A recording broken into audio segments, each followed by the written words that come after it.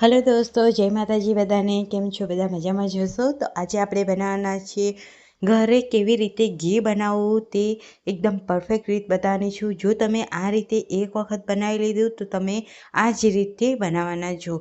એકદમ સરળ રીત છે અને ફટાફટ બનીને તૈયાર પણ થઈ જશે।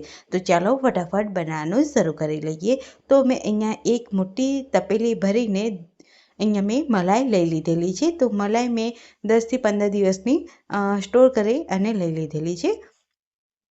તો મેં અહીંયા 2 તપેલી ભરી અને મલાઈને લઈ લીધેલી છે।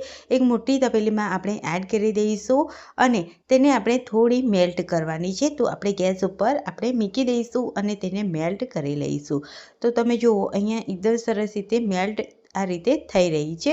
તો જ્યારે મલાઈ છે તે બધી એકદમ સરસ રીતે મેલ્ટ થઈ જાય પછી શું કરવાનું છે તે આગળ બતાવીશ। તો આ રીતે એકદમ સરસ રીતે દૂધમાં કન્વર્ટ થઈ જાય મલાઈ, પણ ત્યારબાદ આપણે એક લોટો લઈ લઈશું અથવા તો તમારી પાસે ગ્લાસ હોય તો તમે ગ્લાસ લઈ શકો છો।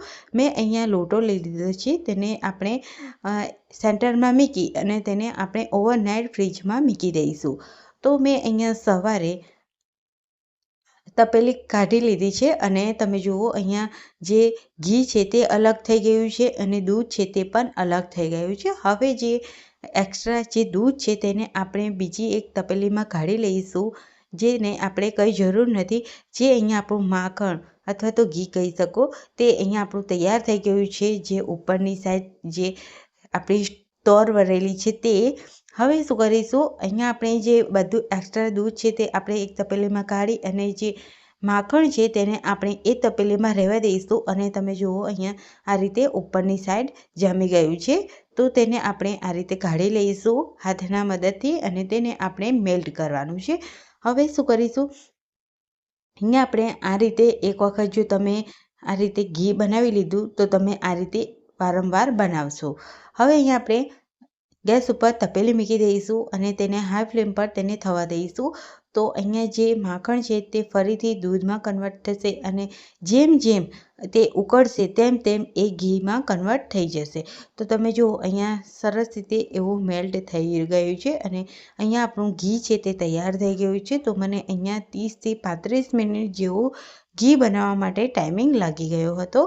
તો અહીંયા આપણે ઘી છે તે તૈયાર થઈ ગયું છે અને કોઈ પણ એક સારા એવા ડબ્બામાં તમે આ ઘીને આ રીતે ગાળી અને ભરી શકો છો। અહીંયા મેં સરસ એવું ગાળી લીધું છે ઘીને અને તેને સ્ટોર કરવા માટે મૂકી દઈશું। તો તમે આ ઘી એકદમ પ્યોર છે, એકદમ સરસ એવું છે। તમે શિયાળામાં બાળકોને આ ઘરનું ઘી બનાવી અને તમે ખવડાવી શકો છો। બહુ જ મસ્ત છે, કોઈ પણ કેમિકલ વગરનું અને બહુ જ મસ્ત। તો એકદમ ઘી આ રીતે એકદમ ઇઝી રીત છે। તમે આ રીતે એક વખત બનાવી લીધું તો તમે વારંવાર આ રીતે જ બનાવવાના છો। તો તમે આ ઘી તમે બહારથી બિલકુલ પણ નહીં લાવો અને તમે ઘરનું ઘી બનાવીને તૈયાર કરી શકશો। એકદમ આસાનીથી બનીને તૈયાર થઈ જાય છે।